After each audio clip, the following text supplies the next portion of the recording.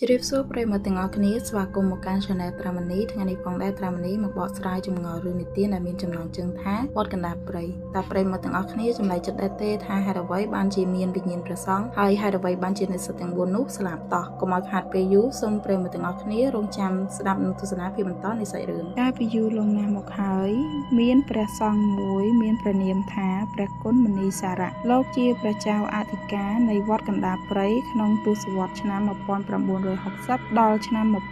1970លោកជាមនុស្សចេះដឹងខាងគម្ពីរបុរាណនិងគ្រឿងសាស្ត្រាអាថ៌កំបាំងអ្នកស្រុកនៅតំបន់នោះធ្លាប់នាំគ្នាមកសុំទឹកមន្តនិងសាក់យ័ន្តជាមួយលោកនៅខែមេសាឆ្នាំ1975ទីហ៊ានខ្មែរក្រហមបានចូលមកដល់តំបន់នោះពួកគេបញ្ជាឲ្យប្រជាជនទាំងអស់ចាកចេញពីភូមិហើយវត្តកណ្ដាលព្រៃត្រូវបានប្រើប្រាស់ជាកន្លែងឃុំឃាំងនិងប្រហារជីវិតព្រះគុណមនីសារៈត្រូវបានចាប់ខ្លួនដោយសារលោកបដិសេធមិនព្រមបំពេញព្រះពុទ្ធសាសនា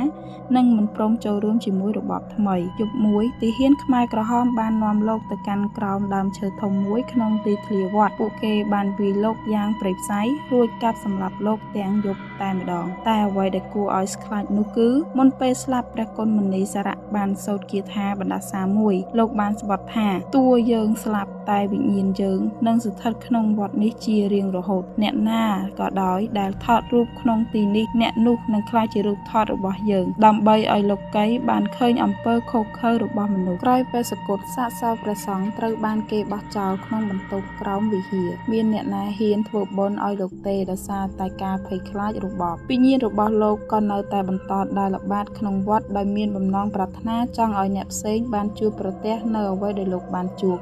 ហើយកែវថតដែលលោកប្រើថតក្នុងរឿងនេះតាមពិតទៅវាជាកែវថតចាស់មួយដែលទាហានខ្មែរក្រហមបានទុកចោលក្នុងវត្តតាំងពីឆ្នាំ1975វិញ្ញាណព្រះសង្ឃត្រូវបានចូលទៅនៅក្នុងកែវថតនោះហើយប្រើវាជាអន្ទាក់ដើម្បីចាប់ព្រលឹងអ្នកដែលហ៊ានចូលមករំខានដល់ទីស្ងប់ស្ងាត់របស់លោកដូច្នេះព្រះសង្ឃមិនមែនស្លាប់ដោយសារជំងឺឬអាយុទេតែស្លាប់ដោយសារតែសង្គ្រាមភាពឃោរឃៅនិងការក្បត់ជំនឿហើយរហូតដល់សប្តាហ៍ថ្ងៃនេះគ្មានអ្នកណាហ៊ានចូលទៅធ្វើបុណ្យឲ្យលោកបានសម្រេចទេព្រោះអ្នកណាដែលហ៊ានហើយនឹងព្យាយាមគឺអ្នកនោះហើយខ្លាចជាផ្នែកនៃរូបថតរបស់លោកអរគុណប្រិយមិត្តទាំងអស់គ្នាដែលកំពុងស្ដាប់និងទស្សនា Channel ត្រាម៉ានីរឿងដែលបាននិទានគ្រប់រឿងជាការនិពន្ធចេញពីស្នាដៃនាងខ្ញុំផ្ទាល់បើសិនបើប្រិយមិត្តទាំងអស់គ្នាពេញចិត្តសូមជួយ Subscribe ឲ្យម្នាក់មួយផងចាហើយបើមានកន្លែងណាមិនសមរម្យសូមអធិស្ឋានពីនាងខ្ញុំត្រាម៉ានីផងចាអរគុណជម្រាបលាចាំជួបគ្នានៅសាច់រឿងក្រោយៗទៀតបាយបាយ